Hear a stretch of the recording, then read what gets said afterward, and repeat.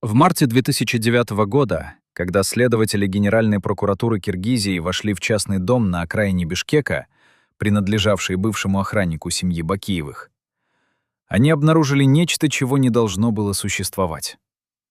Небольшая коробка из-под дорогих швейцарских часов, завернутая в шелковую бумагу, спрятанная за фальшивой панелью в подвале. Внутри — медицинский контейнер с формалином, а в контейнере — человеческий палец, отрезанный профессионально, на уровне первой фаланги. Судмедэкспертиза позже установит — это указательный палец правой руки. Группа крови совпадает с группой крови Медета Садыркулова. Но сразу после 24 марта, когда эту улику передали в специальный отдел по расследованию, коробка исчезла из хранилища без следа. Кто забрал ее из стальных шкафов под круглосуточной охраной? Как она вообще оказалась в доме рядового охранника? И главное, кому именно предназначался этот жуткий трофей, если не самому Жанышу Бакиеву, младшему брату президента, командующему службой охраны высшего руководства страны? Медет Садыркулов не был обычным чиновником. Он был архитектором системы, человеком, который знал, где прятать деньги, как обходить санкции, какие судьи подкупаются, а какие нет. Руководитель президентской администрации, серый кардинал режима Курманбека Бакиева, человек, без которого машина власти не работала. Его кабинет на 4-м этаже Белого дома в Бишкеке был похож на операционный центр. 3 телефона, 2 компьютера без выхода в интернет, стальной сейф, вмонтированный в стену. В этот сейф не заглядывал даже сам президент. Там хранились документы, способные уничтожить карьеры половины правительства. Списки офшорных счетов, копии договоров с китайскими и российскими компаниями, подписанных в обход парламента. Садыркулов работал по 14 часов в сутки, спал 4 часа, курил 2 пачки сигарет, выпивал по 8 чашек крепчайшего кофе. Его коллеги вспоминают, этот человек никогда не повышал голос, никогда не угрожал. Но его спокойный взгляд заставлял министров терять дар речи. Потому что все понимали, если Садыркулов против, проект мертв. Он контролировал финансовые потоки, назначения, кадровые решения, связи с силовыми структурами. Его подпись стояла на документах, о существовании которых народ Киргизии узнал лишь после Апрельской революции 2010 года. Откуда взялся этот человек? Садыркулов родился в 1964 году в маленьком селе Каракульджа в предгорьях Алатоо. Отец работал учителем математики, мать — медсестрой в сельской больнице. Обычная советская семья с минимальным достатком, где каждая копейка на счету. Медет учился хорошо, но не блестяще. Не был отличником, не выигрывал олимпиад. После школы поступил в Киргизский государственный университет, на экономический факультет. Серая масса. Неприметный студент, который сдавал экзамены на 4 и 5. Но не участвовал в студенческом самоуправлении, не ходил на митинги. В 80-е годы, когда университеты бурлили дискуссиями о перестройке и гласности, Садыркулов молчал, он просто наблюдал. Коллеги вспоминают, даже тогда у него был этот взгляд, холодный, оценивающий, как у шахматиста, который видит доску на 10 ходов вперед. После университета началась карьера, которая на первый взгляд кажется невероятной. От рядового экономиста в Министерстве финансов до руководителя администрации президента. Всего за 15 лет. Как? На этом пути нет громких скандалов, нет публичных триумфов. Садыркулов не писал диссертаций, не выступал на телевидении, не давал интервью. Он работал в тени, шаг за шагом выстраивая сеть связей. Один из бывших коллег, который согласился говорить при условии анонимности, вспоминает. «Медет всегда знал, кому что нужно. Он понимал людей на уровне инстинкта. Ты приходил к нему с проблемой. Через неделю проблема решалась, но ты даже не понимал, как. Позже узнавал. Он поговорил с нужным человеком, передал нужный документ, организовал нужную встречу. Он был как невидимый дирижер оркестра. Когда в 2005 году Курманбек Бакиев пришел к власти после Тюльпановой революции, свергнувшей Аскара Акаева, именно Садыркулов стал его правой рукой. Почему? Потому что Бакиев понимал, ему нужен не популист, не трибун, а технократ, способный управлять системой. Садыркулов построил для Бакиевых целую империю. Он создал схемы, по которым деньги из государственного бюджета перетекали в частные карманы. Он организовывал встречи с олигархами, которые официально не имели доступа в президентский дворец. Он контролировал судебные решения по резонансным делам, договаривался с главами силовых ведомств о назначениях, следил за тем, чтобы неудобные журналисты получали предупреждения. Но при этом сам он не воровал. По крайней мере, не в тех масштабах, в каких воровала семья Бакиевых. У Садыркулова была скромная квартира в центре Бишкека, старенькая «Тойота», никаких офшоров, никаких вилл за границей. Зачем ему богатство? Он упивался властью. Властью знать все о всех. Властью одним звонком решить судьбу компании или человека. Но к концу 2008 года что-то начало меняться. Садыркулов стал отдаляться от семьи Бакиевых. Он реже бывал на закрытых встречах, реже поднимал трубку, когда звонил Максим Бакиев, старший сын президента. Почему? Что он увидел или узнал? Был ли это моральный кризис человека, понявшего, что зашел слишком далеко? Или холодный расчет циника, который почувствовал, что корабль тонет? Бывший заместитель министра внутренних дел, который просил не называть его имени, говорит. Медет начал задавать неудобные вопросы о Максиме Бакиеве, который фактически превратил страну в семейную лавочку, о коррупции, которая вышла за все мыслимые пределы, о том, что народ больше не верит власти. Он понимал, так долго продолжаться не может. Революция была неизбежна. И он не хотел оказаться на проигравшей стороне. Возможно, Садыркулов хотел договориться с оппозицией, возможно, собирал досье, которое могло стать его страховкой. Возможно, планировал уехать из страны. Мы никогда не узнаем точно. Потому что 12 марта 2009 года Медет Садыркулов вышел из своего кабинета в Белом доме в последний раз. Представьте себе, вы — один из 5 человек, которым президент страны доверяет безусловно.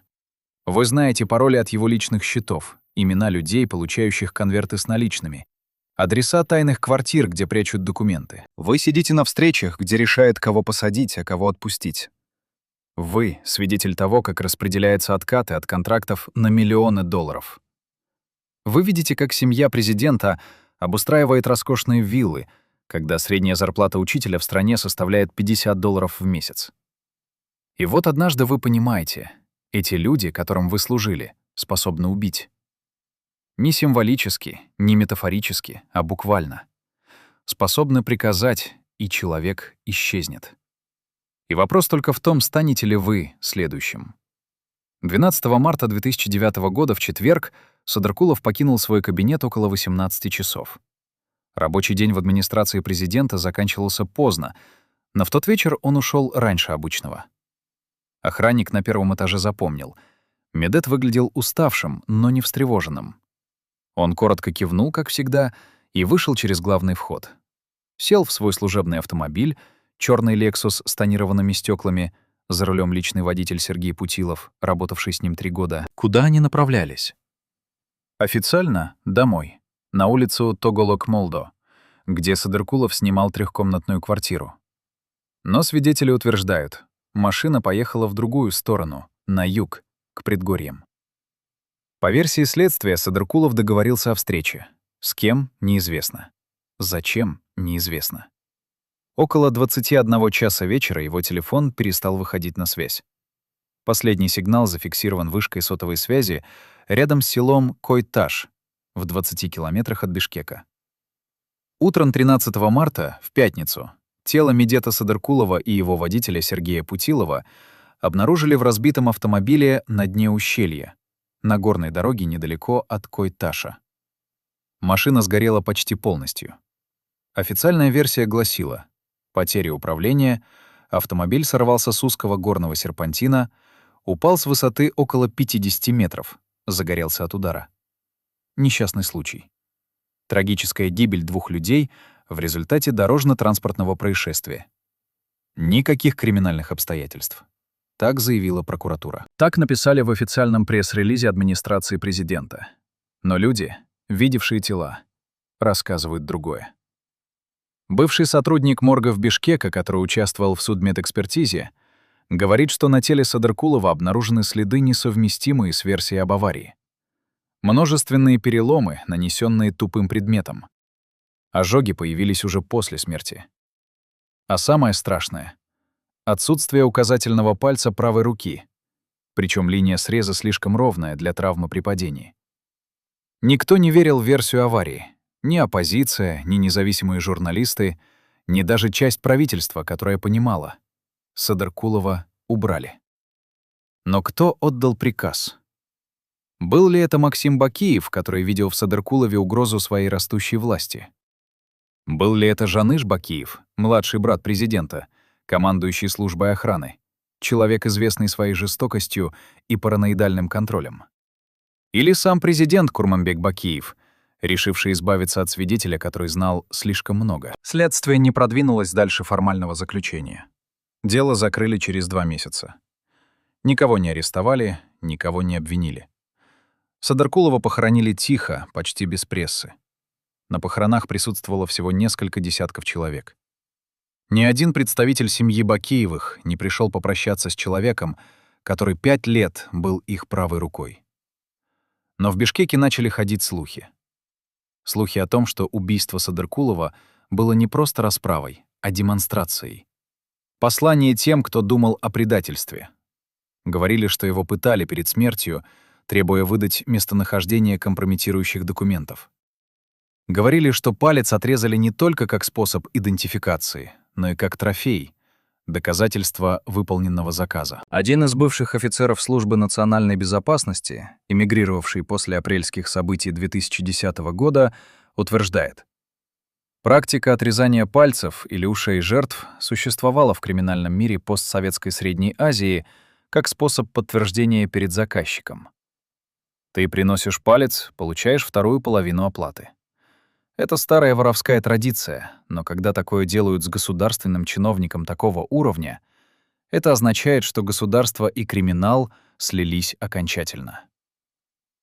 После смерти Садыркулова его квартиру обыскали. Официально — для описи имущества. Неофициально — в поисках документов, которые могли компрометировать режим. Сейф в его кабинете в Белом доме вскрыли ночью, через 2 дня после гибели. Что нашли внутри, никто не знает. Содержимое никогда не фигурировало ни в каких официальных отчетах. Но сотрудники администрации вспоминают, в ту ночь в здании работали люди в штатском, которых никто раньше не видел. Они выносили коробки, папки, жесткие диски. К утру кабинет Садыркулова выглядел так, будто там никто никогда не работал. Пустые полки, чистый стол, даже личные фотографии исчезли. Стерли человека из истории, как будто его никогда не существовало. Но память народа не стереть приказом. Садыркулов стал символом. Символом того, что происходит с теми, кто знает слишком много. Символом цены, которую платишь за службу диктаторам. И символом неотвратимого конца режима, который держится на страхе и крови. Кто предал Медета Садыркулова? Кто из его ближайшего круга сообщил Бакиевым, что он готовит побег или собирает компромат? Ведь у Садыркулова не было врагов в классическом смысле. Он не участвовал в публичной политике, не боролся за власть, не строил козни. Он был техническим исполнителем, винтиком системы, пусть и очень важным. Но систему создают люди, и у каждого человека есть интересы, страхи, амбиции. Возможно, кто-то из заместителей Садыркулова хотел занять его место. Возможно, кто-то из силовиков боялся, что Садыркулов расскажет о его преступлениях. Возможно, это был кто-то из семьи Бакиевых, кто видел в нем конкурента. Мы знаем лишь одно — предательство случилось, и оно было абсолютным. Потому что убить человека такого уровня в закрытой системе можно только имея информацию изнутри. Кто-то сказал, где будет Садыркулов 12 марта вечером. Кто-то передал маршрут. Кто-то гарантировал, что охрана не вмешается. Этот человек, кто бы он ни был, получил награду? Или стал следующей жертвой, потому что свидетелей не оставляет? За 11 дней до гибели, 1 марта 2009 года, в воскресенье, в кабинет Медета Садыркулова поздним вечером пришел посетитель, которого не зарегистрировали в журнале. В администрации президента существовал негласный список из 7 имен. Люди, имевшие право на невидимые визиты. Встречи без протокола, без записи, без свидетелей. Это были главы силовых структур, ближайшие родственники президента и один бизнесмен, чье имя до сих пор не раскрыто. Охранник, дежуривший в тот вечер на 4-м этаже, вспоминает, что человек прошел быстро, в темных очках и кепке, хотя на улице было уже темно. Лицо запомнить не удалось. Рост средний, телосложение спортивное, возраст трудно сказать, может 40, может 50. Говорил на русском языке с легким акцентом, возможно, южным. Вошел в кабинет Садыркулова без стука, как человек, уверенный в своем праве. Дверь закрылась. Минут через 15 охранник услышал повышенные голоса. Не крик, но напряженный, резкий разговор. Слов разобрать было нельзя, но интонации говорили сами за себя. Спор, конфликт, может быть, угроза. Когда посетитель вышел примерно через 40 минут, лицо его было жестким, губы сжаты, движения резкие. Он даже не посмотрел на охранника, прошел мимо, спустился по лестнице и исчез. Охранник заглянул в кабинет Садыркулова. Медет сидел за столом, держал в руках стакан воды, смотрел в окно. Лицо было бледным, почти серым. Когда охранник спросил, все ли в порядке, Садыркулов молча кивнул, но его руки дрожали. О чем они говорили в тот вечер? Что за визитер мог так потрясти человека, который годами работал с самыми опасными людьми страны и не показывал эмоций? Версий много. Одна из них — это был представитель Максима Бакиева, который передал ультиматум. Медет должен был прекратить свои контакты с оппозицией, передать все компрометирующие документы и публично подтвердить лояльность семье президента. Иначе — последствия. Другая версия — это был человек из спецслужб, возможно, из российских или казахстанских, который предупредил Садыркулова о том, что его планы известны, и предложил сделку. Третья версия, самая мрачная. Это был киллер, который пришел не для разговора, а для психологического давления. Показать жертве, что ее уже выследили, что побега нет, что финал предрешен. Такая тактика используется в профессиональных устранениях. Сначала сломать человека морально, заставить его совершить ошибку, потерять бдительность, а потом действовать. После той встречи поведение Садыркулова изменилось. Коллеги замечали, он стал нервным, рассеянным. Несколько раз срывался на подчиненных, чего раньше никогда не делал. Постоянно проверял телефон, оглядывался, когда шел по коридору. Один из его заместителей вспоминает разговор, случившийся 5 марта, за неделю до гибели. Они обсуждали рутинный вопрос о кадровых назначениях, и внезапно Садыркулов прервал его фразой: «А вы верите в судьбу? В то, что все предопределено?» Заместитель опешил, не зная, что ответить. Садыркулов усмехнулся, но улыбка была горькая. «Я раньше не верил, думал, что все контролирую. Теперь понимаю, мы все марионетки. Вопрос только в том, кто дергает за нити». Что он имел в виду? Осознал ли, что стал пешкой в чужой игре? Или понял, что игра окончена и проиграна? Существует еще одна деталь, о которой почти не говорят. За 3 дня до гибели, 9 марта, Садыркулов позвонил старому другу, с которым учился в университете. Друг этот давно уехал из Киргизии, работал в Москве, они не общались годами. Внезапный звонок удивил. Садыркулов спросил о жизни, о работе, о семье.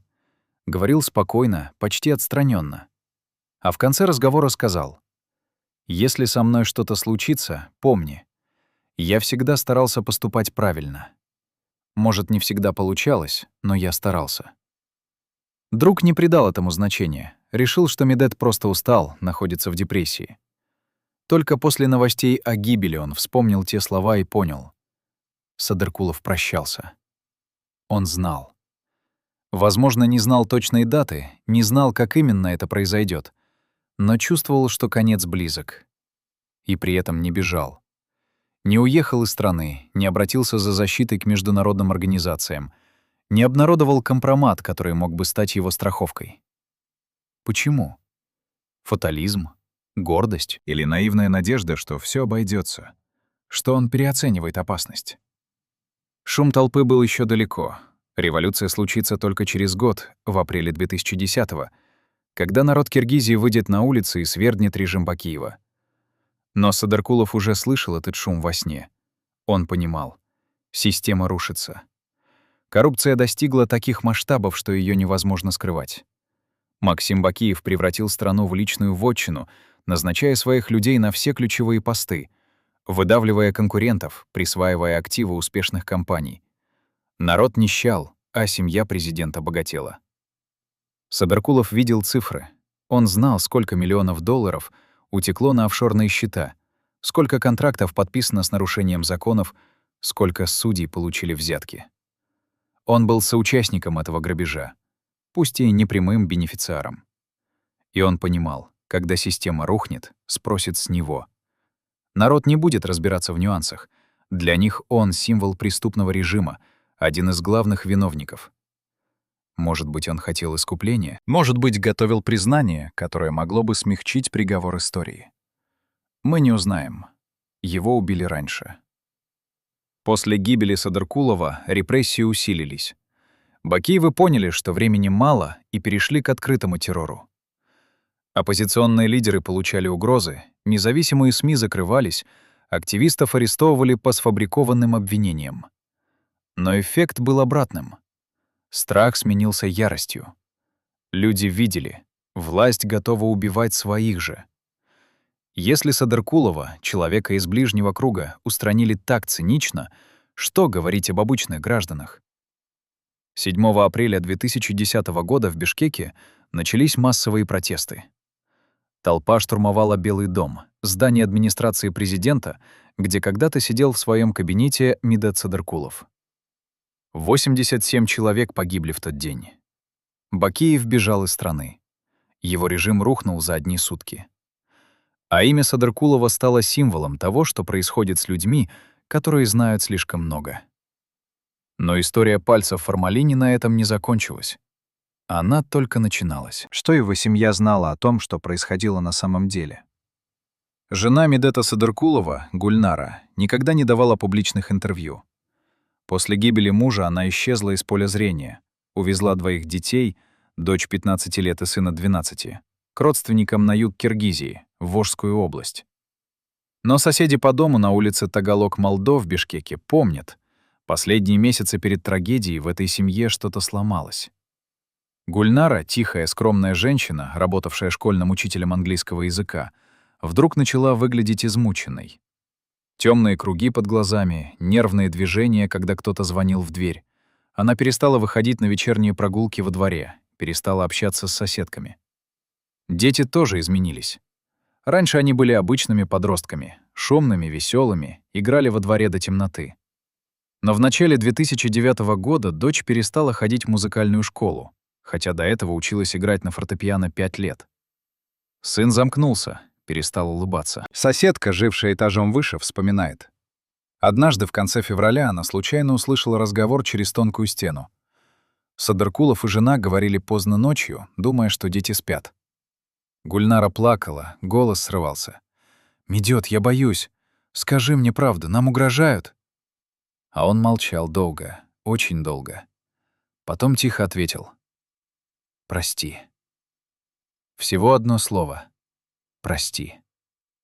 За 2 недели до гибели, 27 февраля, Садыркулов сделал то, чего никогда раньше не делал за 15 лет брака.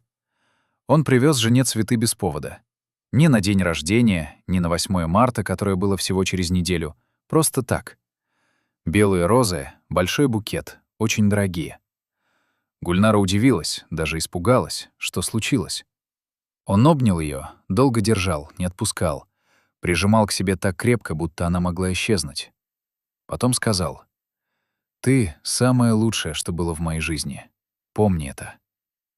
Она не поняла тогда. Решила, что он просто устал, переживает из-за работы. Он всегда был сдержанным, не показывал эмоций, редко говорил о чувствах. А тут вдруг такое. После его смерти Гульнара вспоминала тот вечер и понимала. Он прощался. Он уже знал, что не вернется, но не мог сказать ей правду. Не мог объяснить, что обрек семью на жизнь в страхе и позоре, что после его гибели жену и детей, главного помощника свергнутого диктатора, будут презирать, избегать, что детям придется сменить фамилию, чтобы поступить в университет. Он не мог найти слов. Поэтому просто обнял ее и молчал.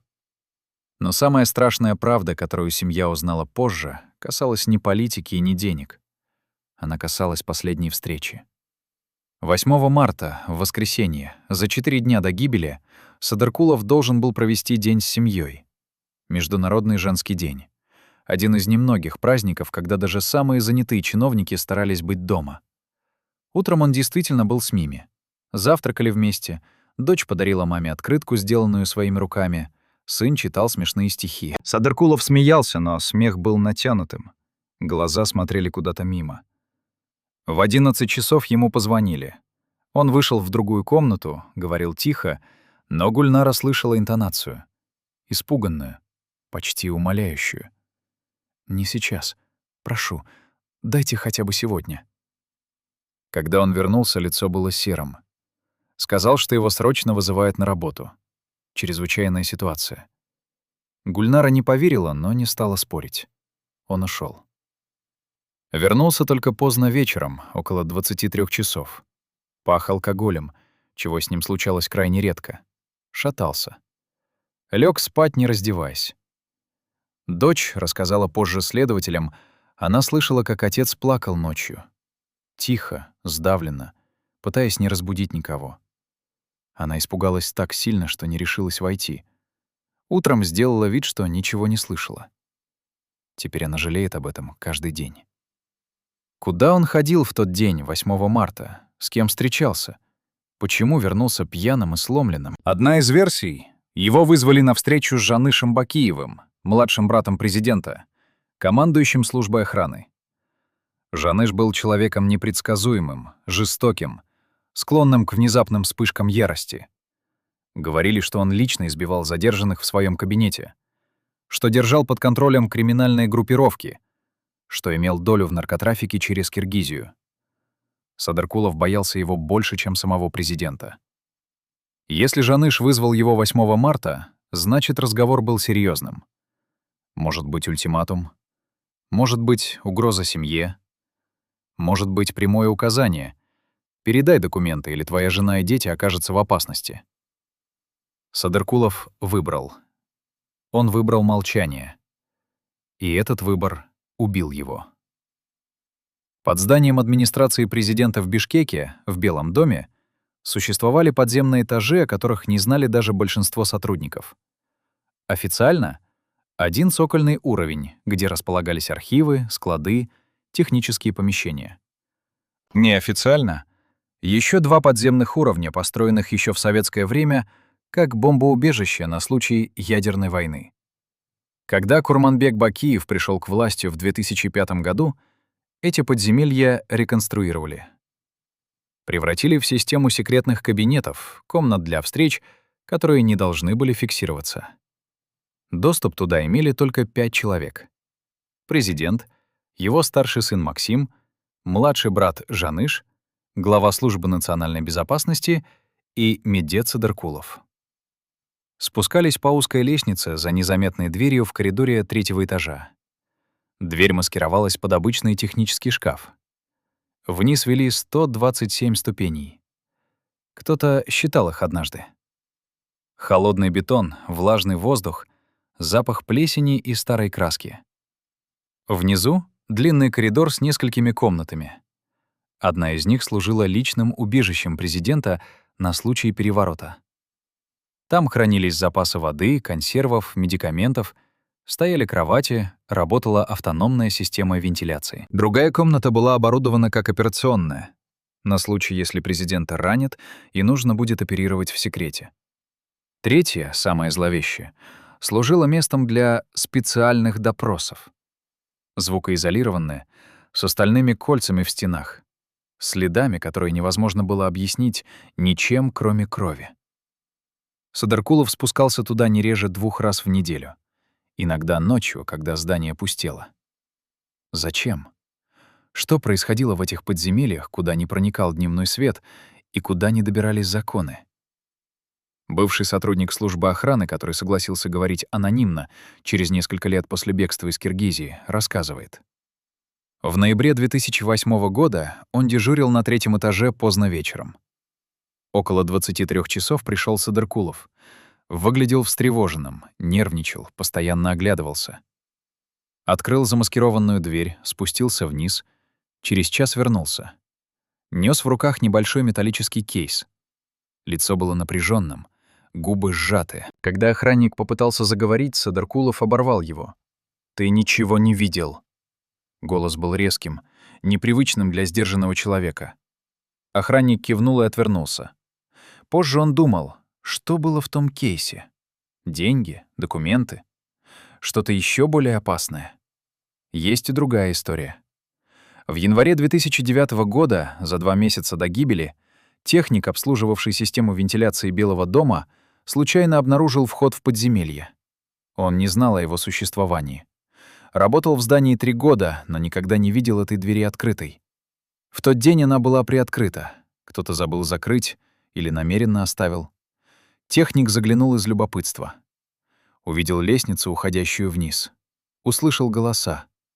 Различил 2 голоса. Один спокойный, методичный, второй Садаркулова, взволнованный, почти умоляющий. «Этого нельзя делать. Слишком опасно. Если это выйдет наружу». Ответ был резким, презрительным. «Это уже решено. Тебя не спрашивают. Ты исполняешь». Техник испугался и ушел. Через неделю его уволили без объяснений. Дали небольшую компенсацию и настоятельно посоветовали покинуть Бишкек. Он уехал в Россию, работает там до сих пор, боится возвращаться. О чем спорили те двое внизу? Что за решение было принято, с которым не соглашался Садаркулов? И главное, исполнил ли он приказ или отказался? Подземелье Белого дома после апрельской революции 2010 года опечатали. Новая власть объявила о начале расследования преступлений режима Бакиева. Говорили, что внутри найдут доказательства пыток, убийств, коррупции. Но когда следователи спустились вниз, они обнаружили пустоту. Все комнаты зачищены.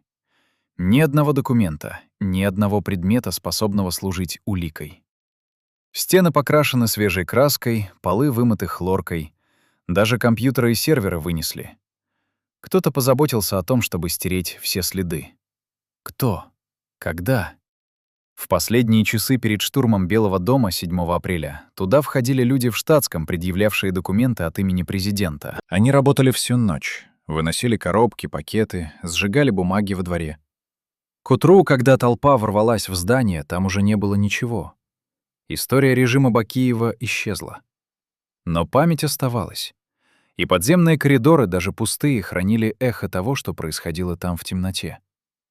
Садаркулов знал эти коридоры наизусть. Каждый поворот, каждую дверь, каждую комнату. Он спускался туда не по доброй воле, его заставляли. Участвовать в совещаниях, на которых решали судьбы людей. Подписывать документы, содержание которых знали только 5. Быть свидетелем того, о чем нельзя было говорить никогда. Один из психологов, работавший с семьями жертв режима после революции, высказывает версию. Садаркулов страдал от посттравматического стресса. Человек, вынужденный регулярно видеть или слышать о насилии, участвовать в преступной системе, но при этом сохраняющий остатки совести, такой человек медленно разрушается изнутри. У него начинаются панические атаки, бессонница, кошмары. Он теряет способность отличать реальность от параноидальных фантазий. Возможно, последние месяцы жизни Садаркулов уже не мог нормально спать. Возможно, каждый раз, спускаясь в подземелье, он чувствовал, что спускается в собственный ад. И когда 12 марта его заманили на ту горную дорогу, часть его, может быть, испытала облегчение. Наконец-то конец. В начале марта 2009 года поведение Медета Садаркулова стало странным даже для тех, кто привык к его скрытности и осторожности.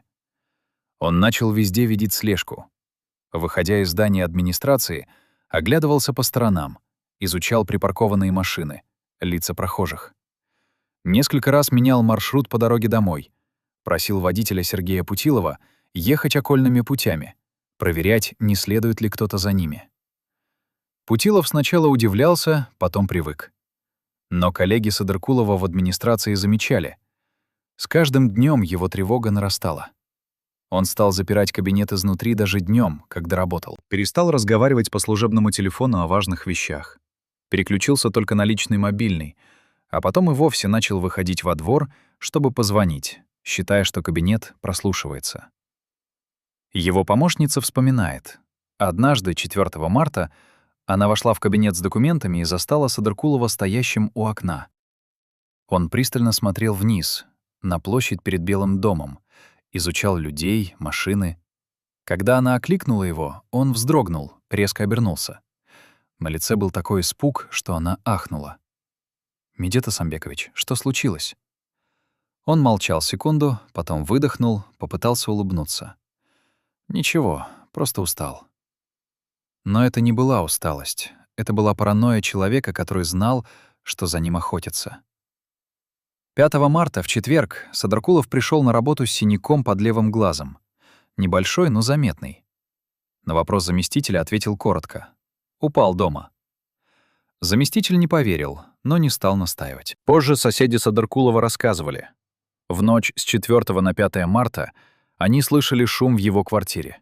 Что-то грохнуло, послышался крик, потом тишина. Утром Садыркулов вышел из дома с тем самым синяком и ушел на работу. Что произошло той ночью? Напал ли кто-то на него в собственной квартире? Или он сам нанес себе повреждения в состоянии нервного срыва? Есть и третья версия. Его избили, но не сильно. Это было предупреждением. Показать, что до него могут добраться в любой момент, даже дома, где спят жена и дети. 7 марта, в субботу, Садыркулов совершил поступок, который многие расценили как признание вины или страха. Он поехал в мечеть. Это было странно, потому что Садыркулов никогда не был религиозным человеком, не соблюдал мусульманские обряды, не постился в Рамадан, не посещал пятничные молитвы. Но в то субботнее утро он приехал в центральную мечеть Бишкека, спросил, где можно поговорить с имамом. Имам принял его в отдельной комнате. Разговор длился около часа. После смерти Садыркулова имам рассказал. Медет пришел за прощением. Он говорил о грехах, о том, что делал вещи, которые не может простить себе сам. Не вдавался в детали, не называл имен, но было ясно, этот человек несет тяжесть, которую больше не может вынести. Имам спросил: «Ты можешь исправить то, что сделал?» Садыркулов покачал головой. «Слишком поздно». Имам сказал: «Тогда раскаяние — всё, что тебе остаётся». Садыркулов молчал, потом поблагодарил, встал и ушёл. Имам запомнил его глаза. Пустые, потухшие, как у человека уже мёртвого. Близкие к семье Бакеевых источники рассказывают другую историю.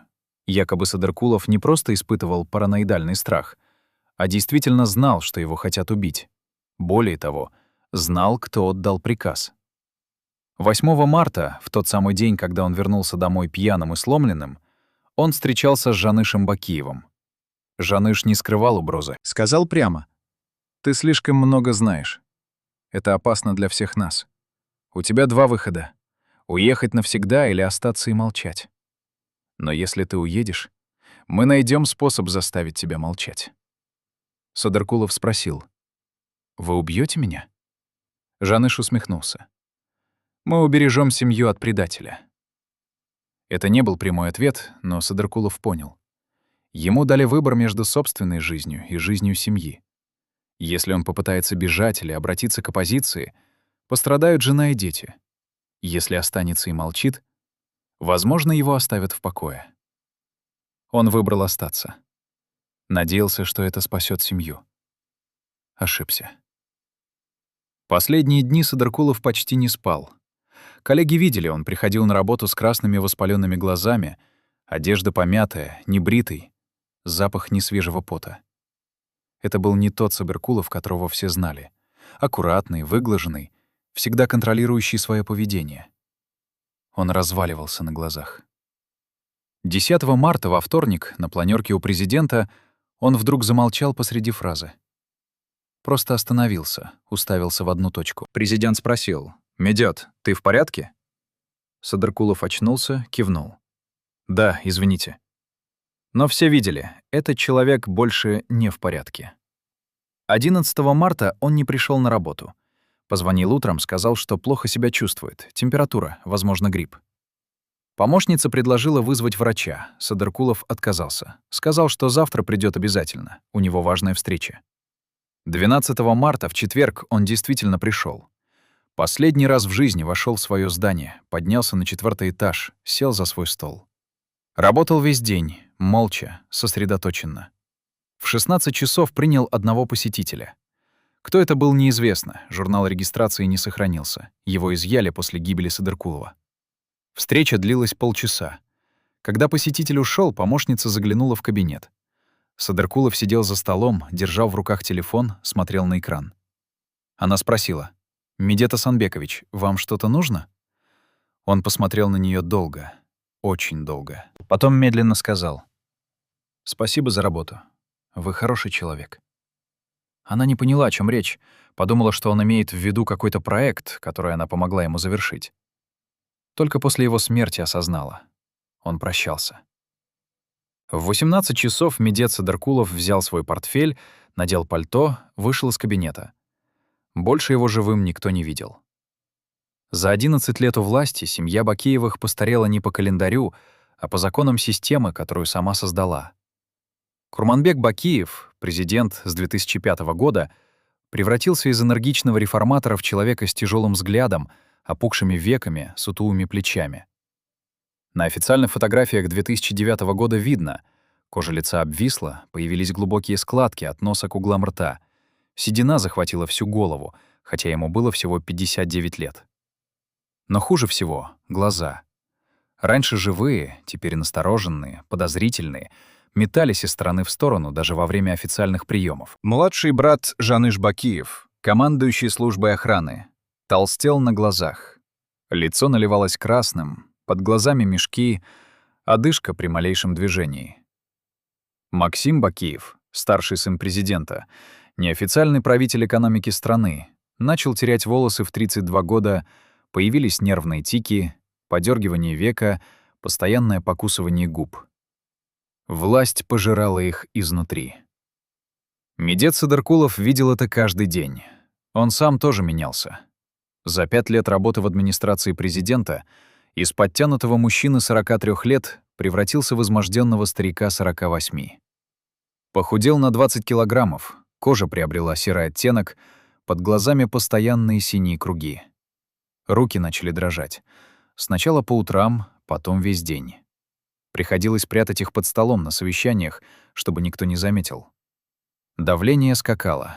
160 на 100, потом 140 на 90. Врачи предупреждали о риске инсульта. Бессонница стала хронической. Таблетки помогали заснуть на 2-3 часа. Потом снова бодрствование, кошмары, холодный пот. Личный врач Садыркулова, который наблюдал его последние 3 года, позже рассказывал следователям, каждый месяц состояние ухудшалось. Весной 2008 года появились боли в груди, сердце. Делали кардиограмму, тахикардия, аритмия, признаки начинающейся ишемии. Прописали лекарства, но Садыркулов принимал их нерегулярно.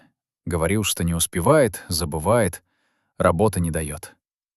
В октябре того же года начались проблемы с желудком. Язва, обострившаяся от стресса и постоянного употребления кофе на пустой желудок. Врач настаивал на больничном хотя бы неделю. Садыркулов отказался. Сказал: «Если я исчезну на неделю, меня заменят, а замененных здесь не возвращают». В январе 2009-го начались панические атаки. Внезапное сердцебиение, невозможность дышать, чувство близкой смерти. Приступы случались по ночам, иногда днем, прямо в кабинете. Садыркулов научился скрывать их. Выходил в туалет, запирался, дышал в бумажный пакет. Ждал, пока пройдет. Последний прием у врача состоялся 27 февраля 2009 года, за 2 недели до гибели. Врач записал в карте: пациент находится в состоянии крайнего нервного истощения. Рекомендована госпитализация в психиатрическую клинику. Садыркулов прочитал запись, усмехнулся. «Если я попаду в психушку, оттуда выйду либо мертвым, либо овощем. Спасибо, доктор, я подумаю». Больше к врачу не обращался. Организм разрушался параллельно с разрушением системы, которой он служил. Оставалось только понять, что рухнет первым — тело или режим. Но не только Садыркулов платил физическую цену за участие в машине власти. Вся семья Бакиевых болела. Курманбек Бакиев скрывал диабет второго типа. Официально об этом не сообщалось, но список лекарств, закупавшихся для президентской клиники, включал инсулин, препараты для контроля уровня сахара в крови. Диабет объяснял его частые отмены встреч, внезапное недомогание, раздражительность. Жаныш Бакиев страдал гипертонией и подозрением на цирроз печени, следствием многолетнего злоупотребления алкоголем. Ходили слухи, что он несколько раз терял сознание прямо в своем кабинете. Врачи реанимировали его на месте, не вызывая скорую, чтобы не поднимать шум. Максим Бакиев начал употреблять стимуляторы, то ли кокаин, то ли амфетамины, чтобы справляться с нагрузкой управления десятками компаний и схем. Свидетели вспоминают, на закрытых вечеринках он был слишком возбужденным, говорил быстро, не мог усидеть на месте, зрачки расширены. К весне 2009 года он похудел настолько, что костюмы висели мешком. Власть убивала их всех медленно, методично, превращая в призраков самих себя. А что же народ? Что видели простые люди, глядя на лица правителей по телевизору или на редких публичных мероприятиях? Они видели маски. Грим, прическу, дорогие костюмы, натянутые улыбки, но иногда маски срывались.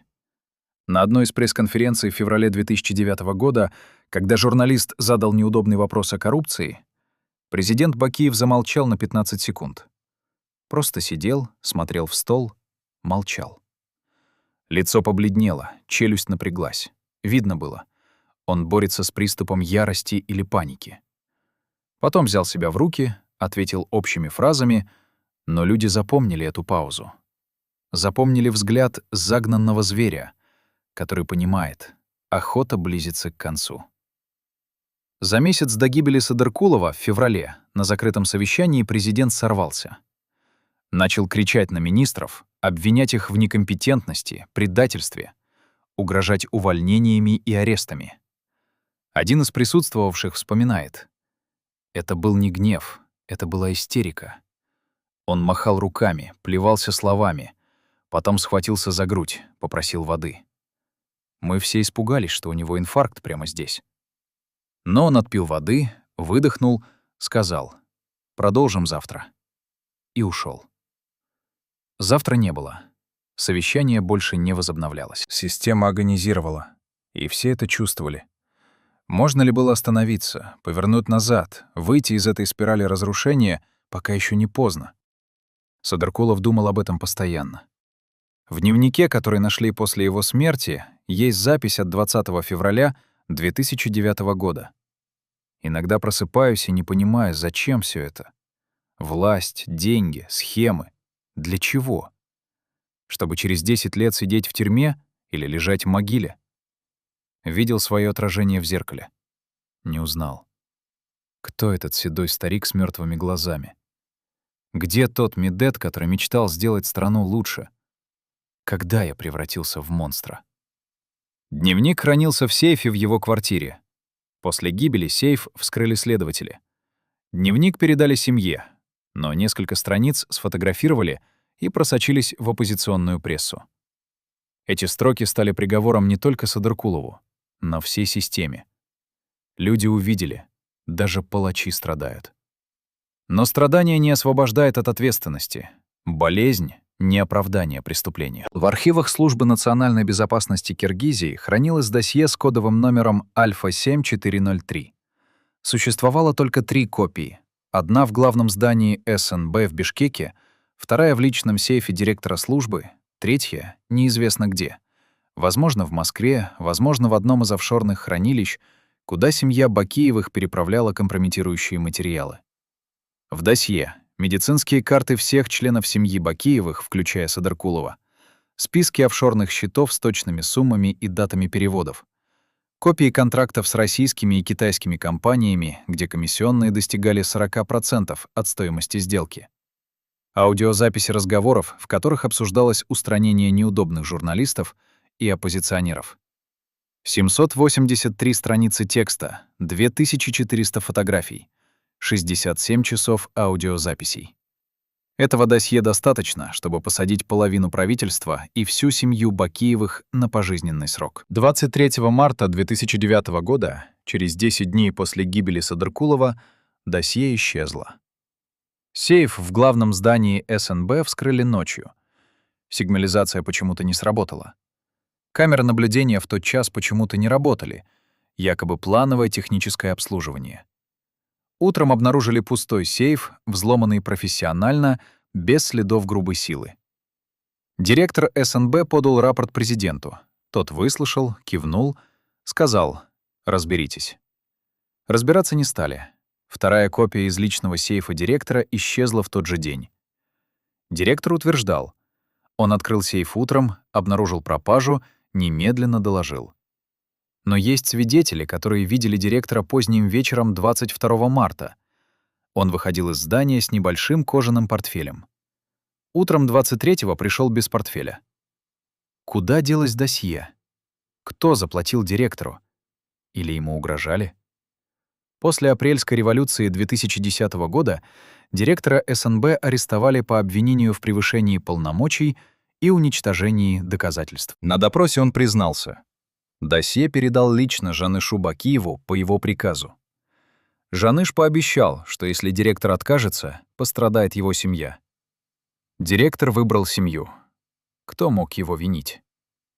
Третья копия, местонахождение которой держалось в абсолютном секрете, предположительно находилась в Московском банковском хранилище, оформленном на подставную компанию с кипрской регистрацией. Владелец компании — некий господин Алексей Петрович Иванов, несуществующий человек с поддельным паспортом. Настоящий владелец — либо Максим Бакиев, либо кто-то из его доверенных лиц. После бегства Бакиевых из Киргизии в апреле 2010 года новое правительство запросило у российских властей помощь в поиске документов. Россия формально согласилась, но реальной помощи не последовало. Хранилище нашли, но оказалось пустым. Контракт на аренду расторгли за 2 недели до революции. Содержимое вывезли. 783 страницы исчезли бесследно, как будто их никогда не существовало. Но копии остались. Фрагменты, утечки, рукописные заметки людей, которые работали с досье. После революции несколько офицеров СНБ рассказали журналистам то, что помнили. Один из них описал страницу 126. Там был список из 19 имен людей, подлежащих нейтрализации. Медет Садыркулов стоял под номером 4. Под номером 1 — независимый журналист, убитый в сентябре 2007 года, официально, в результате ограбления. Под номером 2 — оппозиционный политик, найденный мертвым в своей квартире в январе 2008, официально, самоубийство. Под номером 3 — бизнесмен, отказавшийся продать свою компанию Максиму Бакиеву, погиб в автокатастрофе в июне 2008. Садыркулов был 4-м. Список продолжался. Не все имена реализовали. Революция случилась раньше, чем убийцы успели дойти до номера 19. Другой офицер вспоминал страницу 203.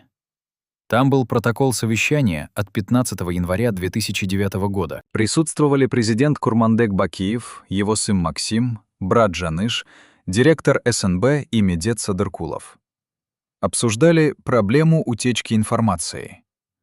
Максим Бакиев заявил: «Кто-то из ближнего круга передает документы оппозиции. Нужно вычислить предателя». Садыркулов молчал все совещание. В конце Жаныш спросил его напрямую: «Медет, ты уверен в своих людях?» Садыркулов ответил: «Абсолютно». Жаныш усмехнулся: «Надеюсь, ты уверен и в себе». После совещания Садыркулов вышел бледным, руки тряслись. Он понял: подозревают его. Вопрос времени, когда найдут доказательства или просто решат не рисковать. Но самая страшная страница — 357-я. Там был план устранения Садыркулова. Детальный, проработанный, профессиональный. Составлен предположительно в конце февраля 2009 года. Вариант А. Инсценировка самоубийства. Повешение в собственной квартире, записка о депрессии. Отклонен как слишком подозрительный. Вариант Б. Отравление, медленно действующий яд, смерть через несколько недель якобы от сердечного приступа. Отклонен из-за риска, что врачи обнаружат токсины при вскрытии. Вариант Б. Инсценировка автокатастрофы. Машина срывается с горной дороги, взрыв при ударе уничтожает улики. Принят к исполнению. Дата планировалась на середину марта. Конкретный день зависел от обстоятельств. Исполнители. Группа из 3 человек, бывшие офицеры спецназа, работающие на частной охранной фирме, принадлежащей Жанышу Бакиеву. Оплата. $50 000 США. По частям, через подставных лиц. Гарантия молчания. Угроза семьям исполнителей в случае утечки информации. Офицер, видевший эту страницу, говорит: там же был приписан от руки пункт, которого не было в печатном тексте. Почерк Жаныша Бакиева, узнаваемый, размашистый. Пункт гласил: «Принести доказательства». Что это значило? Доказательство смерти? Офицер предполагает. Речь шла о пальце. Старая криминальная традиция — отрезать палец жертвы как подтверждение выполненного заказа. Но применительно к государственному чиновнику такого уровня это было не просто доказательством. Это было унижением, демонстрацией абсолютной власти. Послание остальным. Мы можем сделать с вами все, что угодно, даже с телом после смерти. Где эти документы сейчас? Возможно, сожжены. Возможно, хранятся где-то в личных архивах Бакиевых, которые после бегства осели в Белоруссии, затем в Великобритании, где Максим Бакиев получил политическое убежище. Возможно, в руках спецслужб, которые используют их как рычаг давления. Мы не знаем. Знаем одно. История режима Бакиева написана не только кровью, но и бюрократическими протоколами. Они убивали по плану, по графику, как на конвейере. После смерти Медета Садыркулова один человек получил всё. Жаныш Бакиев, младший брат президента, командующий службой охраны высшего руководства страны, до марта 2009 года был влиятельной, но не главной фигурой режима. Максим Бакиев, старший сын президента, контролировал экономику. Садыркулов контролировал администрацию и кадры. Сам президент держал баланс между ними. Но после устранения Садыркулова баланс рухнул. Жаныш стал вторым человеком в государстве фактически, хотя не занимал формальных постов выше командующего охраной. Почему? Потому что Жаныш контролировал силу. Ни деньги, ни документы, ни связи. Силу в ее самом первобытном виде. Людей с оружием, готовых убивать по приказу. Службу охраны численностью около 2000 человек, элитное подразделение, вооруженное лучше, чем регулярная армия. Личную гвардию, подчинявшуюся только ему. Связи с криминальными группировками, через которых можно было организовать все, от похищения до убийства. Жаныш не церемонился.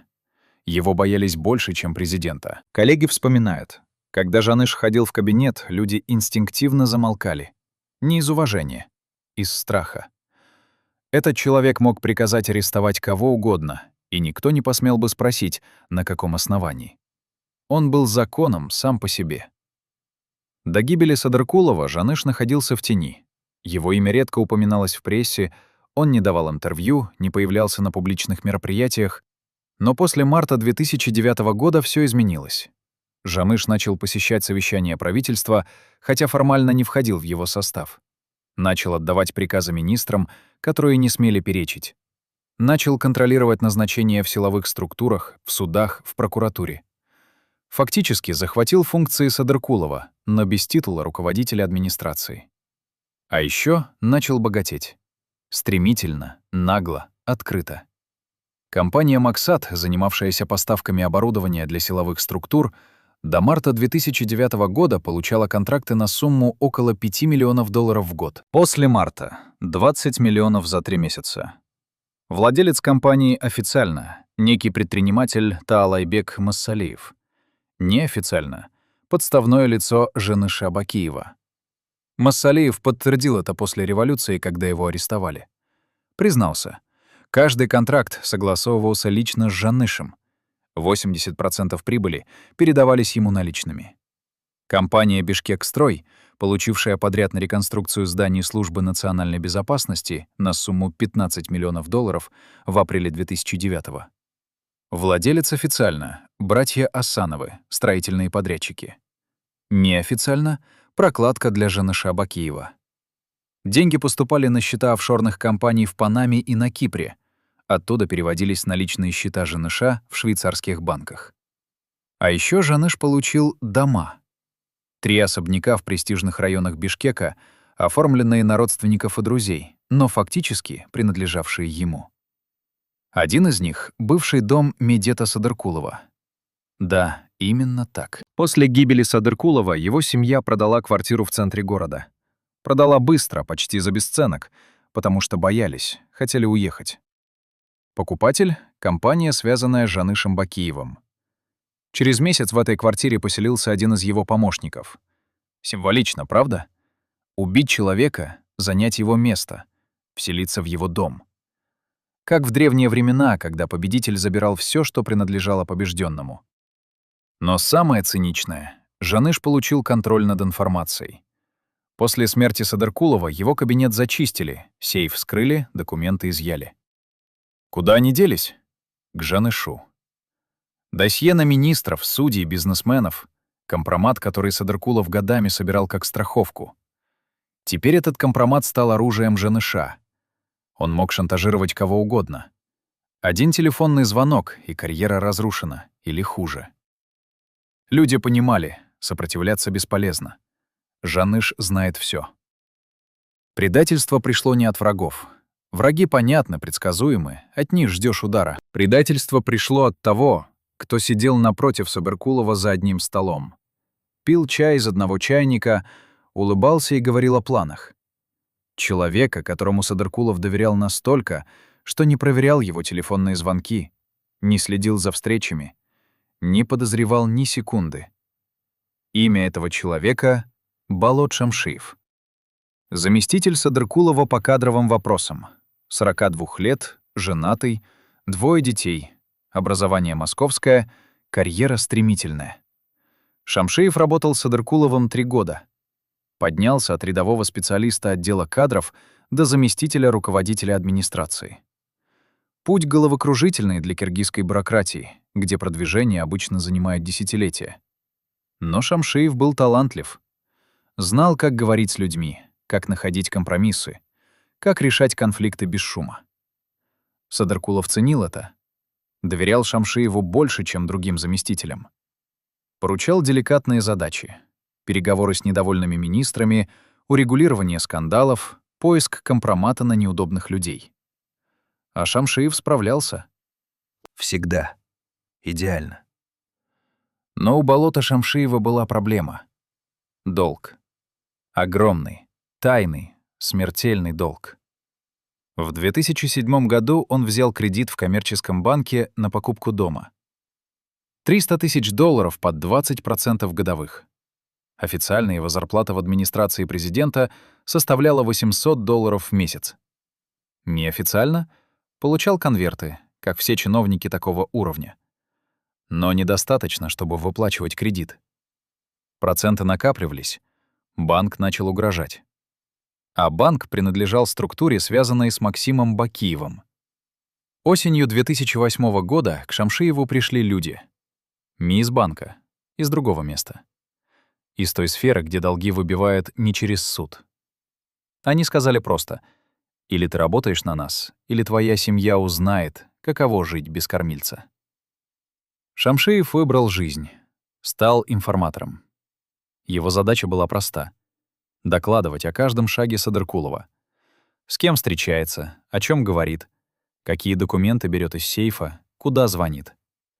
Шамшиев выполнял. Каждый вечер отправлял зашифрованные сообщения на анонимный номер телефона. Садыркулов ничего не подозревал, доверял. А Шамшиев предавал день за днем, слово за словом, жест за жестом. Когда в конце февраля 2009 года Садыркулов начал вести себя странно, нервничать, избегать разговоров по служебному телефону, Шамшиев зафиксировал это. Когда Садыркулов однажды забыл закрыть сейф, и Шамшиев увидел там папку с надписью «Личное не трогать», он сфотографировал содержимое на телефон. Внутри были копии документов о незаконных сделках Максима Бакиева, списки офшорных счетов, имена получателей откатов.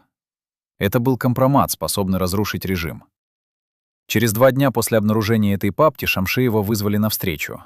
Ночью, в один из закрытых особняков на окраине Бишкека. Там его ждал Жаныш Бакиев. Разговор был коротким. Жаныш спросил, где Садыркулов прячет оригиналы документов. Шамшиев ответил честно: «Не знаю, видел только копии в сейфе». Жаныш усмехнулся. «Тогда нужно заставить его рассказать». «Как?» Шамшиев молчал. Жаныш продолжил. «Мы знаем, что Садыркулов планирует уехать. У него назначена встреча с кем-то, кто может помочь ему бежать. Твоя задача — узнать, когда и где эта встреча». Шамшиев кивнул. Молча. Понимая, что подписывает смертный приговор человеку, который дал ему карьеру, доверял, считал почти другом.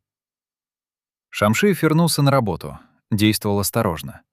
10 марта, во вторник, случайно зашел в кабинет Садыркулова с вопросом по кадровому назначению. Увидел на столе блокнот, открытую страницу. Там была запись. 12:21:00. Койтаж. Дорога на перевал. Шамшиев запомнил. Вышел. Через час отправил сообщение. Всё. Приговор подписан. Садыркулов не знал, что его последняя надежда на спасение превратилась в ловушку. Не знал, что человек, сидевший в соседнем кабинете, уже продал его.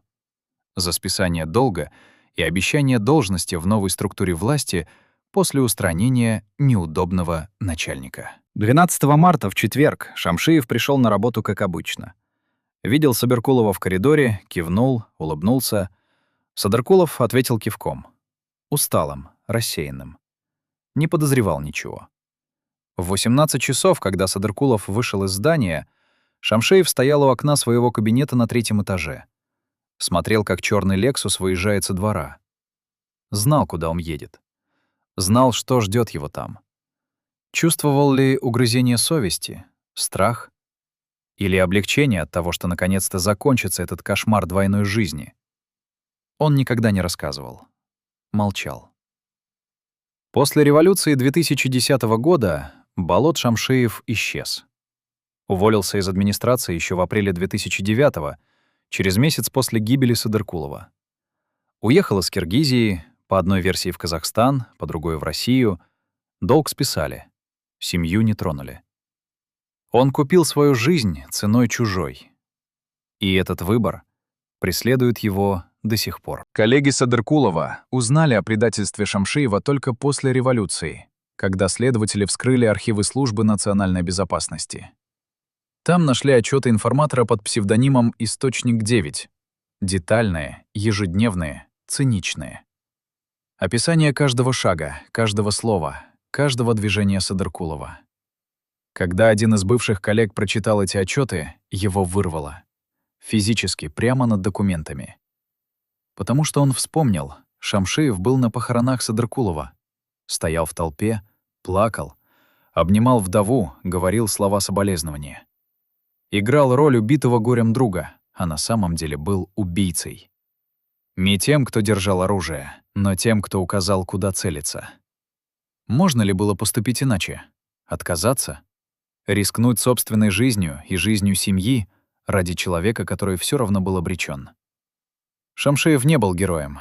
Был обычным чиновником, попавшим в ловушку системы, где выбор один — предать или умереть. Он выбрал предательство. Но разве это освобождает от вины? Разве страх оправдывает то, что он сделал? История не дает однозначных ответов. Дает только факты. Садыркулов погиб, Шамшиев выжил. И где-то сейчас, в какой-то квартире в чужой стране, он просыпается по ночам, видит лицо человека, которого предал. Слышит его голос. «Болот, я доверял тебе». Это наказание хуже тюрьмы. 12 марта 2009 года началось как обычный четверг. Медет Садыркулов проснулся в 6:30 утра в своей квартире на улице Тагалок-Молдо. Жена спала рядом, Дети еще не встали. Он встал тихо, чтобы не разбудить никого. Умылся холодной водой, посмотрел на свое отражение в зеркале. Серое лицо, глубокие морщины, седые волосы. Ему было 48 лет, но выглядел на 60. Позавтракал в одиночестве. Овсяная каша, остывший чай. Аппетита не было, но заставил себя съесть несколько ложек. Организм требовал энергии, хотя душа уже опустошилась. В 7:30 вышел из квартиры. Жена проводила его до двери, как всегда. Обняла, сказала: «Береги себя». Он кивнул. Не ответил словами. Не мог. Потому что знал, это последний раз. Больше она не обнимет его. Больше не скажет этих слов. Служебный автомобиль ждал во дворе. Черный «Лексус», тонированные стекла, за рулем Сергей Путилов. Верный водитель, работал с Садыркуловым 3 года, надежный, молчаливый, исполнительный. Тоже не знал, что этот день станет последним. Ехали в администрацию президента по обычному маршруту. Утренние пробки, серое небо, холодный ветер. Весна в Бишкеке запаздывала, снег сошел, но тепла еще не было. Серость, мрязь, промозглая сырость. Прибыли в Белый дом в 8:15. Садыркулов поднялся на 4-й этаж, вошел в свой кабинет. Закрыл дверь. Включил компьютер. Проверил почту. Несколько десятков писем, большинство рутинных. Ответил на 3, остальные оставил без внимания. Работа больше не имела значения. В 10 часов было совещание у президента. Садыркулов присутствовал. Сидел молча, слушал, кивал. Президент несколько раз обращался к нему с вопросами. Он отвечал односложно. Коллеги замечали, что-то не так. Но не спрашивали. В этой системе не спрашивают. После совещания вернулся в кабинет. Закрыл дверь на ключ изнутри. Открыл сейф. Достал папку с документами. Те самые документы, компромат, страховка, доказательства. Долго смотрел на них. Потом положил обратно. Закрыл сейф. Зачем? Если он собирался передать их кому-то, почему не взял с собой? Может быть, передумал? Может быть, понял, что компромат не спасет? Или решил, что не имеет права разрушить систему, частью которой был сам? Мы не знаем. Знаем только, документы остались в сейфе. Их изъяли после его смерти. Использовали не для справедливости, а для нового витка шантажа. В 13 часов обедал в служебной столовой. Один. Взял суп, салат, чай. Съел половину, остальное оставил. Сидел у окна, смотрел на площадь внизу. Люди ходили, спешили, жили обычной жизнью. Не знали, что в этом здании над ними принимаются решения, которые определяют их судьбы. Не знали, что человек у окна скоро перестанет дышать. Садыркулов завидовал им, простым людям, у которых нет власти, но есть свобода, которые могут уснуть спокойно, не боясь, что их убьют до рассвета. В 16 часов принял посетителя. Кто это был, неизвестно. Журнал регистрации не сохранился. Встреча длилась 30 минут. После нее Садыркулов сидел за столом, держал в руках телефон, смотрел на экран, не набирая номер. О чем думал? Кому хотел позвонить? Жене? Другу? Или человеку, который обещал помочь бежать? Не позвонил. Положил телефон. В 17:30 написал короткую записку от руки на листе бумаги. Запечатал в конверт, положил в ящик стола. После его смерти конверт не нашли. Исчез. Как и многое другое. Что было в той записке? Прощание? Признание? Обвинение? Тайна, которую не раскроют никогда. В 18 часов 05 минут Медет Садыркулов встал из-за стола. Надел пальто, взял портфель, вышел из кабинета. В коридоре встретил свою помощницу. Она сказала: «Медет Асамбекович, вам что-то нужно?» Он посмотрел на нее долго, потом тихо ответил: «Спасибо за работу. Вы хороший человек». Она не поняла, улыбнулась, кивнула. Он повернулся и пошел к лестнице, спустился, прошел через вестибюль. Охранник кивнул ему. Садыркулов кивнул в ответ. Вышел через главный вход. Последний раз переступил порог здания, где провел 5 лет своей жизни. Больше никогда не вернется. Сергей Путилов ждал у машины. Открыл заднюю дверь. Садыркулов сел. Сказал: «Поехали». Путилов спросил: «Куда, Медет Асамбекович?» Садыркулов помолчал. Потом назвал адрес. «На дорогу к Койташу. Знаешь горный серпантин?» Путилов кивнул. «Знаю. Туда редко ездит вечером». Садыркулов не ответил. Молчал. Машина выехала со двора администрации. Поехала по проспекту Чуй в сторону юга. Город остался позади. Начались окраины, потом пустыри, потом горы.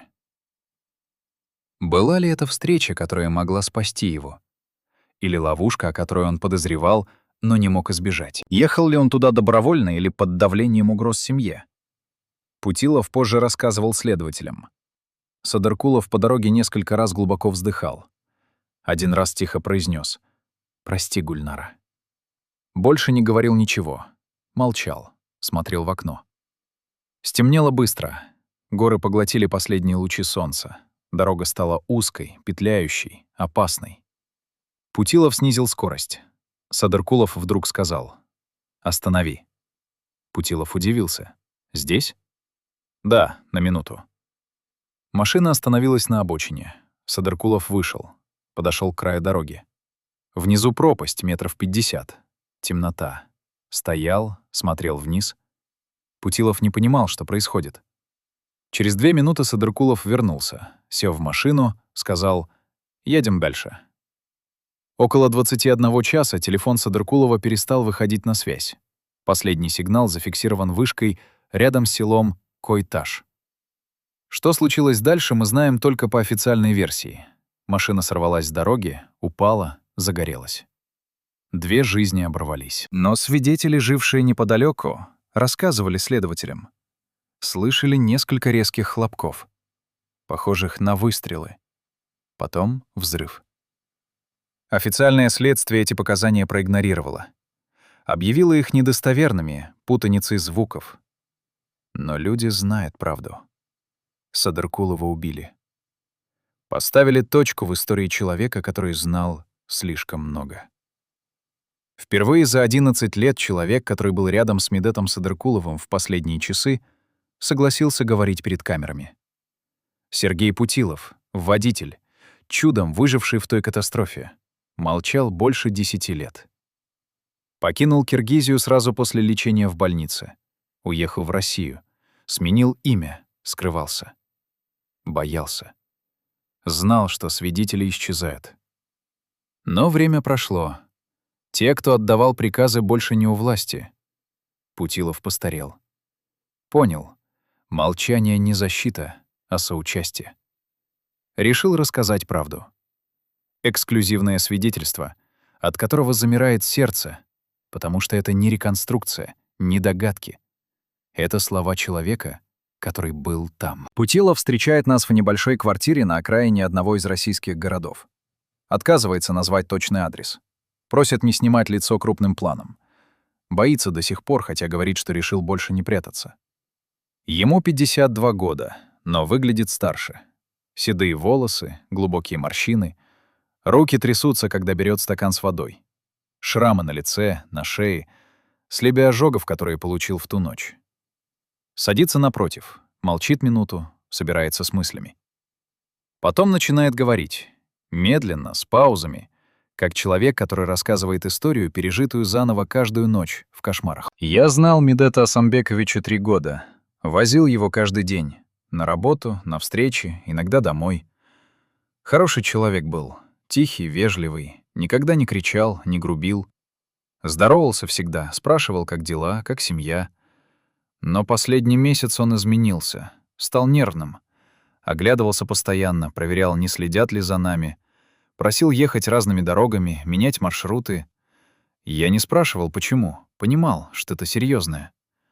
В нашей работе не задают вопросов. Делаешь, что говорят, и молчишь. 12 марта я забрал его утром, как обычно. Привез в Белый дом. Весь день ждал. Обычно он заканчивал работу поздно, в 19, в 20 часов. Но в тот день вышел раньше, в 18:05.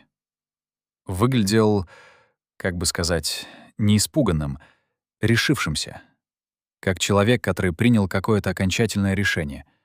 Сел в машину, сказал «поехали». Я спросил, куда. Он назвал дорогу на Койташ. Я удивился. Там нечего делать вечером. Горная дорога, серпантин опасный. Но он настоял. Сказал, там встреча. Важная. Ехали молча. Я несколько раз смотрел в зеркало заднего вида. Видел его лицо. Грустное. Очень грустное. Один раз он вздохнул и тихо сказал: «Прости, Гульнара». И я понял, он прощается с женой. В мыслях. Мне стало не по себе. Хотел спросить, все ли в порядке, но не решился. Когда выехали за город, уже темнело. Дорога пошла в гору. Узкая, повороты крутые. Я снизил скорость. Вдруг он говорит: «Останови». Я остановил. Он вышел, подошел к краю дороги, смотрел вниз в пропасть. Стоял минуты 2. Я думал, сейчас прыгнет. Сердце колотилось. Но он вернулся, сел. Сказал: «Едем дальше». Лицо спокойное, почти умиротворенное, будто решил что-то окончательно. Около 9 вечера подъехали к месту, которое он назвал. Небольшая площадка на обочине. Дальше дорога идет круто вверх. Я остановил машину. Он сказал: «Жди здесь». Вышел. Я видел, как он стоит у края площадки, смотрит вниз на дорогу, будто кого-то ждет. Через минут 5 подъехала другая машина. Темная, джип, большой. Не разглядел марку. Остановилась метров в 10 от нас. Оттуда вышли 2. Мужчины, крупные, в темной одежде. Подошли к Медету Асанбековичу. Начали разговаривать. Я не слышал слов, но видел жесты. Один из них показывал на нашу машину, потом на свою. Медет Асанбекович качал головой. Отказывался от чего-то. Тогда второй мужчина достал что-то из кармана. Не видел точно что, но Медет Асанбекович отшатнулся. Испугался. Они схватили его за руки. Потащили к своей машине. Я выскочил из машины. Побежал к ним. Кричал: «Что вы делаете? Отпустите его!» Один из них обернулся. Достал пистолет. Выстрелил. Не в меня, в воздух. Предупреждение. Я остановился. Медет Асанбекович кричал: «Серёжа, уезжай, беги!» Но я не мог. Стоял, не мог двигаться. Они затолкали его в свою машину. Сели сами. Машина развернулась, поехала вниз. Я бросился к своей машине, хотел ехать за ними. Но не успел. Через минуту их машина вернулась. Но без Медета Асанбековича. Только те 2. Подъехали ко мне. Один сказал: «Если хочешь жить, заводи машину и езжай вниз. Быстро». Я не понял, что происходит. Завёл, поехал. Они ехали за мной. Через километр дорога пошла круче, повороты резкие. Вдруг сзади удар. Они ударили мою машину. Я потерял управление, машина занесло. Я пытался вывернуть, но не удержал. Мы вылетели с дороги. Полетели вниз. Помню только звук. Удар, потом темнота. Очнулся от жара, машина горела. Я был прижат сиденьем, не мог пошевелиться. Кричал, но никто не слышал. Потом откуда-то появились люди. Местные жители услышали взрыв. Вытащили меня. Спасли. Медета Асанбековича не спасли. Он был... Его тело нашли рядом. Обгоревшее. Но я знаю, он был мертв еще до пожара. Потому что видел, как его забрали. Видел, как те 2 вернулись без него. Понимаете? Они сначала убили его, потом поместили тело в машину, потом столкнули нас с дороги. Чтобы выглядело как авария. Я лежал в больнице 2 месяца. Ожоги, переломы, сотрясение мозга. Следователи приходили, задавали вопросы. Я молчал. Боялся. Говорил: «Не помню, удар по голове, провал в памяти». Они не настаивали. Может, знали правду, но делали вид, что расследуют. После выписки мне дали денег. Много. $10 000. Сказали: «Уезжай, забудь». Я уехал в Россию. Скрывался, менял работу, адреса, боялся каждого стука в дверь. Думал, найдут, убьют. Но не нашли. Прошло время, революция случилась, Бакиевы сбежали. Думал, может, теперь безопасно рассказать, но боялся. А сейчас понимаю, молчать нельзя. Медет Асанбекович был хорошим человеком. Запутался, да, служил плохой системе, но не заслуживал такой смерти. Никто не заслуживает. Иногда вижу его во сне. Стоит у края дороги, смотрит вниз, поворачивается ко мне, говорит: «Серёжа, прости, что втянул тебя».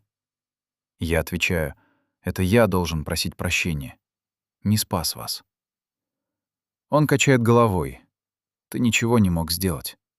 Они решили. Решили давно. Просыпаюсь, плачу, каждый раз плачу. Прошло 11 лет. До сих пор плачу. Путилов замолкает, вытирает глаза, смотрит в окно. За окном серый день, дождь, обычная российская осень. Жизнь продолжается. Но для него каждый день — возвращение в ту ночь на горной дороге. К огню, крикам, запаху горелой плоти. К лицу человека, которого не спас. К вине, которая не проходит никогда. Это правда? Можно ли верить словам человека, который 11 лет молчал, а теперь вдруг заговорил? Может, он путает, преувеличивает, додумывает? Но детали, которые он рассказывает, совпадают с тем, что говорили другие свидетели, с тем, что нашли на месте катастрофы.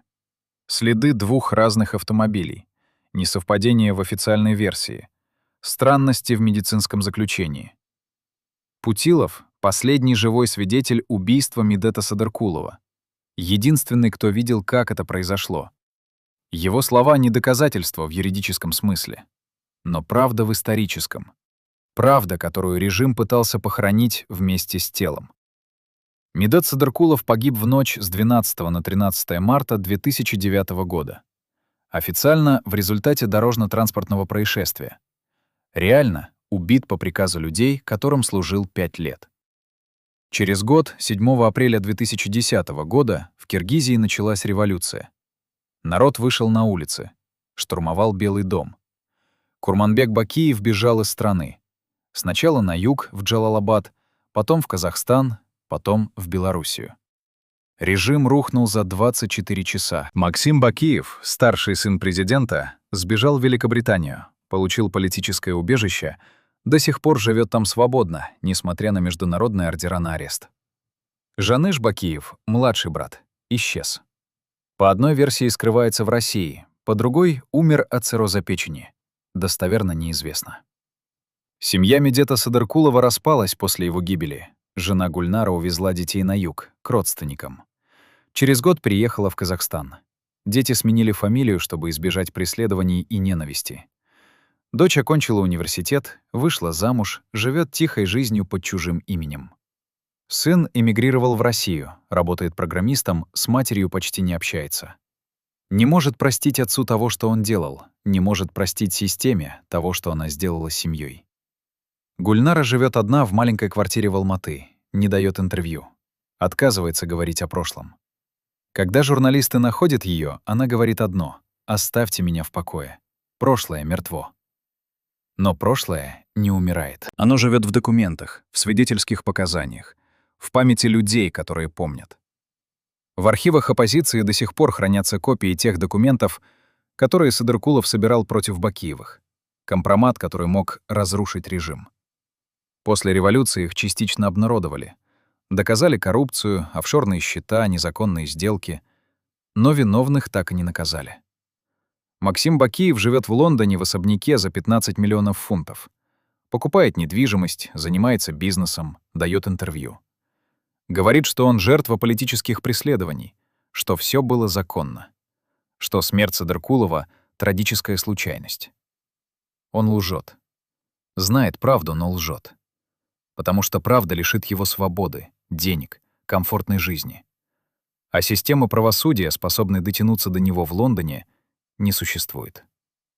История Медета Садыркулова — это история человека, который выбрал власть вместо совести, выбрал систему вместо правды, служил режиму, который убивал, грабил, разрушал, а потом сам стал его жертвой. Можно ли его жалеть? Заслуживал ли он сочувствия? Или получил то, что заслужил? Каждый ответит сам, но одно несомненно — его история — предупреждение. Для всех, кто думает, что можно служить злу безнаказанно, что можно знать слишком много и остаться в живых, что можно построить карьеру на крови и спать спокойно. Медет Садыркулов